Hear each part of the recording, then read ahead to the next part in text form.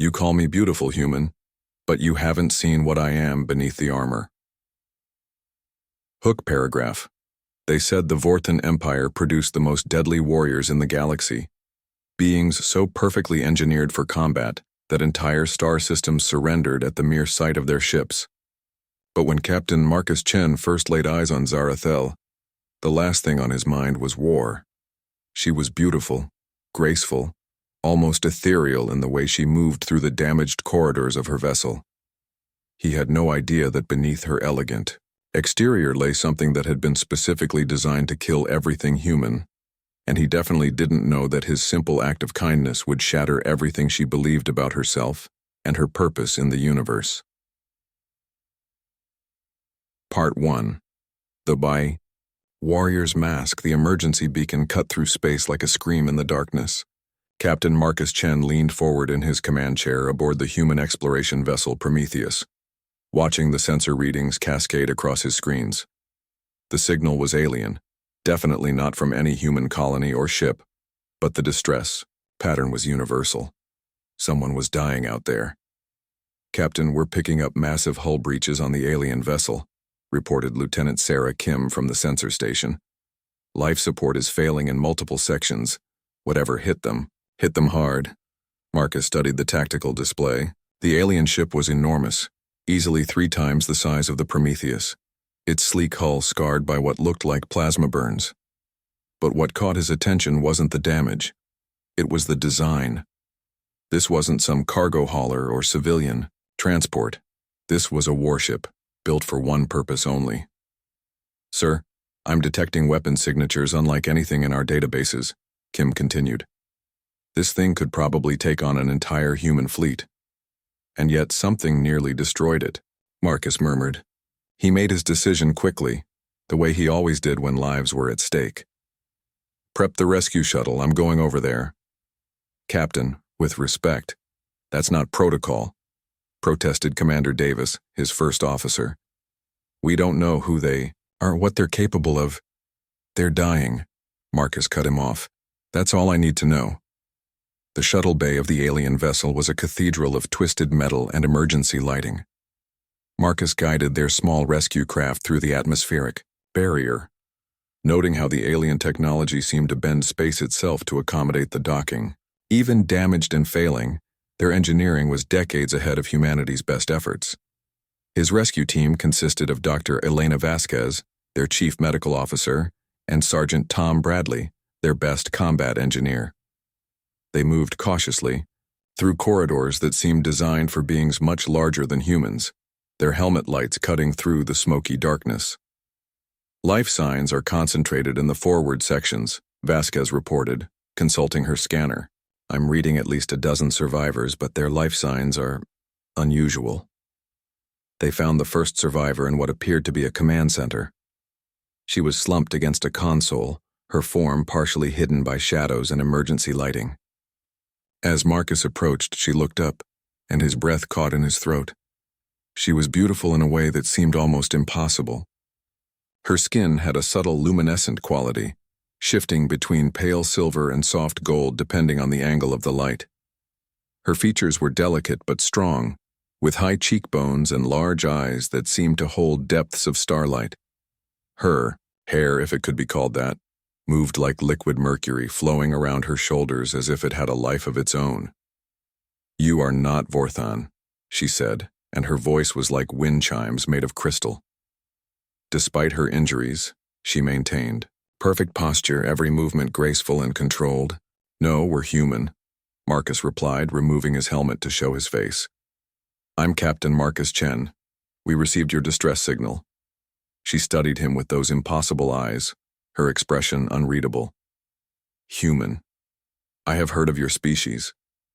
You are the ones who spread across the stars despite having no natural advantages. No enhanced strength, no telepathic abilities, no natural armor or weapons. That's us," Marcus said with a slight smile. "We make up for it with stubbornness." Something that might have been amusement flickered across her features.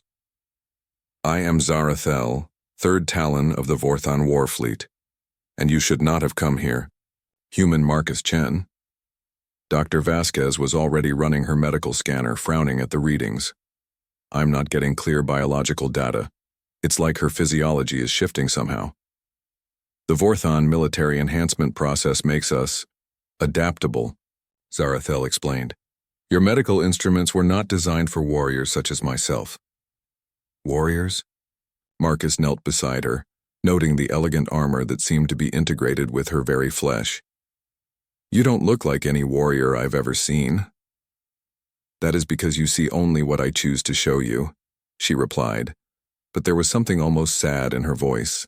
This form is for diplomacy, for interactions with other species. It is designed to be pleasing, non-threatening. Marcus began checking her injuries, his engineering background making him surprisingly good at field medicine. Well, it's working. You're probably the most beautiful being I've ever encountered. Zarathel's eyes widened slightly, as if his words had surprised her. You say this even knowing I am a weapon of the Vorthon Empire, even knowing my kind has conquered 17 star systems? I say it because it's true, Marcus replied simply, applying a medical patch to a particularly nasty-looking wound on her arm. What you've done doesn't change what you are. For a long moment she was silent, then so quietly he almost missed it. You do not know what I am. The rescue operation took 4 hours. The Prometheus used its industrial tethers to stabilize the Vorthon ship's failing structure, while Marcus's team evacuated the survivors. Most were unconscious, their bodies sustained by some kind of automated medical system built into their armor. But it was Zarathel who fascinated him. She moved like a dancer even while injured, every gesture economical and precise. When she spoke, it was with the careful diction of someone who had studied many languages. And when she thought he wasn't looking, her expression would become almost wistful, as if she were remembering something from long ago. Your ship is impressive, she commented as they transported the last of her crew to the Prometheus medical bay. Not advanced by Vorthon standards, but there is something honest about it. Functional without pretense. That's humanity for you, Marcus replied. We build things to work, not to impress. And yet you have impressed me, she said, then looked away quickly as if the admission embarrassed her. In the medical bay, Dr. Vasquez was struggling with the alien physiology. Captain, I can't make heads or tails of their biology. Their cellular structure seems to be in constant flux, like they're rebuilding themselves at the molecular level. It is the enhancement process, Zarathel explained from her bed. We are remade from birth to serve the Empire's needs. Our bodies are as much technology as flesh. Marcus pulled up a chair beside her bed. That sounds like it would be painful. Pain is irrelevant to a weapon, she replied automatically, then seemed to catch herself. That is what we are taught. What I was taught. But you're not just a weapon, Marcus said gently. You're a person. You have thoughts, feelings, preferences. You were worried about your crew, protective of them. That's not programming. That's compassion. Zarathel turned her luminous eyes toward him, and he saw something vulnerable there, quickly hidden. You speak of things I am not supposed to understand. The Empire values efficiency, not sentiment. Maybe that's their loss, Marcus suggested. Over the next day, as the Prometheus worked to repair the Vorthon ship's critical systems, Marcus found himself spending more and more time with Zarathel. She was curious about human culture, asking detailed questions about their art, their music, their seemingly illogical tendency to help strangers. We are taught that other species are either resources to be exploited or threats to be eliminated, she admitted during one of their conversations. But you do not fit into either category. Maybe the categories are wrong, Marcus said. She studied him with those impossible eyes. You are a dangerous man, Marcus Chen. Dangerous me? He laughed. I'm an engineer. I fix things. Yes, she said softly. That is what makes you dangerous. The attack came without warning. Long-range sensors detected 3 Vorthon warships, dropping out of hyperspace, their weapons already charging. The communication came on all frequencies, spoken in the same crystal-clear voice as Zarathel's, but cold as the void between stars. Vorthan Vessel Death's Edge, respond immediately. You have been declared compromised by alien contact. Prepare for purification protocols. Marcus rushed to the medical bay where Zarathel was already trying to stand, her elegant features tight, with something that might have been fear. They have come for us, she said. Admiral Kekstar does not tolerate failure or contamination. Contamination? Contact with inferior species is considered a form of corruption in the Empire, she explained, her hands working at something on her armor.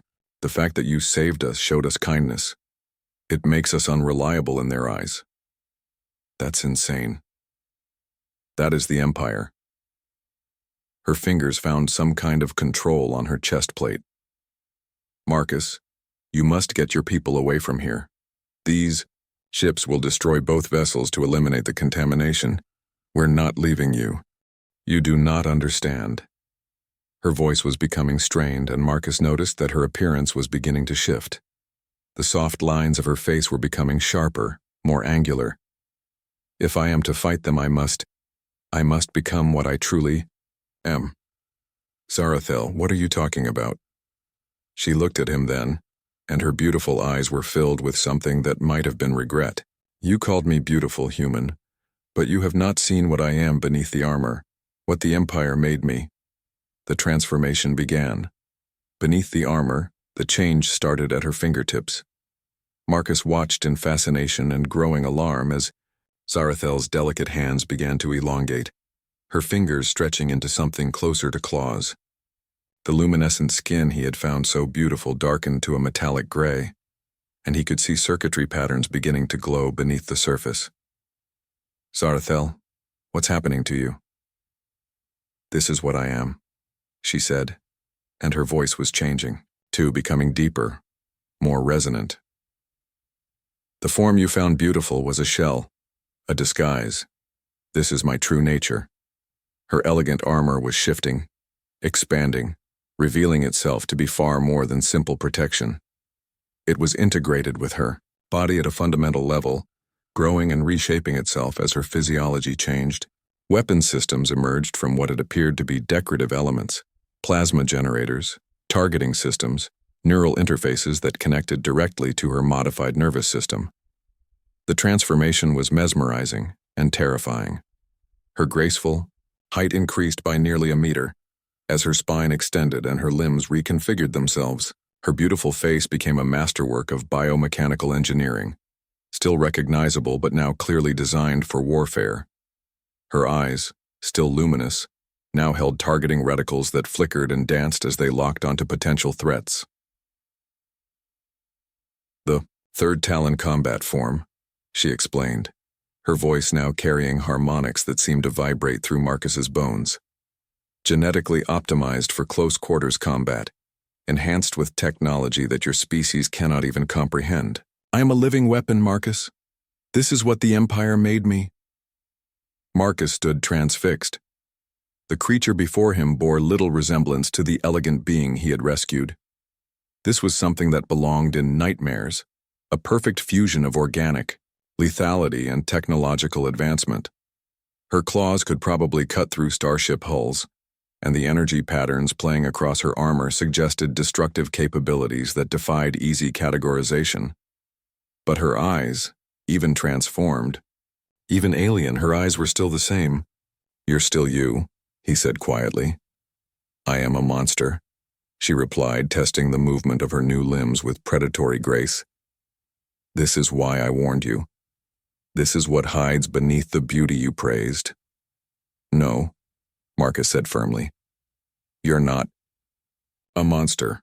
You're someone who was forced to become something you didn't choose to be. Before she could respond, the ship shuddered under weapons fire. The Vorthan fleet had closed to attack range. Captain, Commander Davis's voice crackled over the intercom. We're taking heavy fire. Their weapons are unlike anything we've encountered. Our shields won't hold much longer. I must go, Zarathel said, moving toward the door with lethal fluid grace. My duty is to protect this ship and its crew. Wait. Marcus grabbed her arm, or tried to. His hand closed around something that felt like armored cable, warm and somehow alive. There has to be another way. You do not understand the power of a Vorthan warfleet. Your ship, brave as it is, cannot stand against them. Then we don't fight them ship to ship, Marcus said, his engineer's mind already working through possibilities. We fight them the human way. Which is? We cheat. Marcus's plan was insane, which made it perfectly human. Instead of engaging the Vorthan fleet in conventional combat, they would use the damaged Death's Edge as a Trojan horse. The enemy ships would lower their shields to recover their own vessel, at which point Zarathel, in her full combat form, would teleport directly to their command ship and disable it from within. This will not work, she said as they prepared the teleportation system. Even in my enhanced form, I cannot take on an entire crew of Vorthan warriors. You won't have to, Marcus replied, his hands flying over the alien control systems. He was beginning to understand their technology, seeing the elegant logic beneath the complex interfaces. I'm coming with you. Absolutely not. You are not. Enhanced, not trained for combat, you would die within seconds. Maybe. But I'm good at improvising, and Vorthan technology is designed for Vorthan thinking. Sometimes you need a different perspective. She studied him with those luminous alien eyes. Why would you risk your life for me? I am not even the same species as you. Because you matter, Marcus said simply. Not because of what you look like, not because of what you were made to be, but because of who you choose to be. And I've seen who that is. The teleportation felt like being dissolved and reconstituted at the molecular level. Marcus materialized on the bridge of the Vorthan command ship, immediately overwhelmed by the scale and complexity of the alien technology. The bridge was vast, with control surfaces that seemed to respond to thought as much as touch. Admiral Kextar stood at the center of it all, a being even more transformed than Zarathel's combat form. He was massive, his body a fusion of armor and flesh that spoke of decades of military enhancement. When he spoke, his voice carried the authority of absolute power. Zarathel of the Third Talon, you have been contaminated by inferior genetic material. Submit for purification. I submit to no one, she replied, her weapon systems charging with a sound like controlled thunder. The battle that followed was beyond human comprehension. Zarathel moved like liquid violence, her enhanced reflexes allowing her to dodge energy blasts that would have vaporized Marcus instantly. But Admiral Kextar was her superior in every measurable way. Stronger, faster, better armed. While they fought, Marcus did what humans did best. He improvised. The Vorthan systems were incredibly advanced, but they were also incredibly complex. And complexity meant vulnerabilities. He found what he was looking for in the ship's bio-neural network. The Vorthan enhancement process created a direct link between the crew and their ship's systems. If he could introduce the right kind of feedback loop. Zarathel, he called out as she barely dodged another killing blow.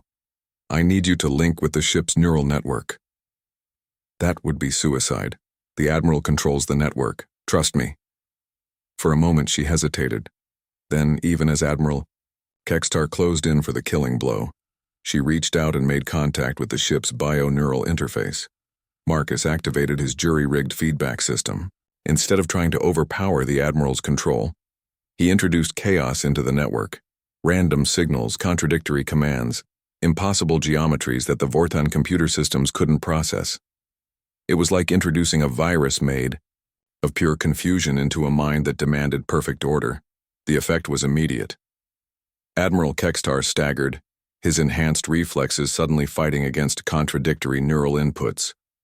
The ship's other crew members collapsed as their neural links were overwhelmed by incomprehensible data. Now! Marcus shouted. Zarathel moved like the weapon she had been designed to be, but this time she fought for choice rather than duty. Admiral Kextar fell, his perfect military conditioning no match for the chaotic creativity of human engineering, combined with Vorthan enhancement. As the other ships fled, carrying word of their defeat back to the Empire, Zarathel began to transform again. But this time, something was different. Instead of returning to her original diplomatic form, she settled into something between her two states, recognizably herself but clearly enhanced. beautiful, but undeniably powerful. "I can control it now," she said, wonder in her voice. "Your feedback system, it showed me how to consciously direct the transformation process. I am no longer limited to the Empire's predetermined forms." "So what will you do now?" Marcus asked. She looked at him, and her smile was radiant with possibility. I think I would like to learn what it means to choose my own path. Perhaps your people could use a protector who understands both war and peace." Marcus smiled back. "I think we could manage that." As the Prometheus and the captured Vorthon vessel set course for human space, Zarathel stood at the observation deck, watching the stars. She was still a weapon, would always be a weapon. But now she was something more. She was free to choose what kind of weapon she wanted to be. And sometimes the most powerful weapons were those wielded not in conquest, but in protection of those who had shown you that beauty could exist even in the darkest places of the galaxy. Marcus joined her at the viewport, and together they watched the universe stretch out before them, full of infinite possibilities for a warrior who had finally learned that true strength came not from what you were made to be, but from what you chose to become. "You were right, you know," she said softly. "About what?" "I am still me. Beneath all the enhancements, all the conditioning, all the transformation, I am still me. And for the first time in my life, that feels like enough." In the reflection of the viewport, Marcus could see both of their faces, human and alien, scarred and enhanced, but somehow perfect together in their imperfection. And he knew that this was just the beginning of their story, the first chapter in a tale of friendship that would bridge the gap between species and prove that beauty truly did lie in the eye of the beholder, especially when that beholder was willing to look past the surface to find the person within.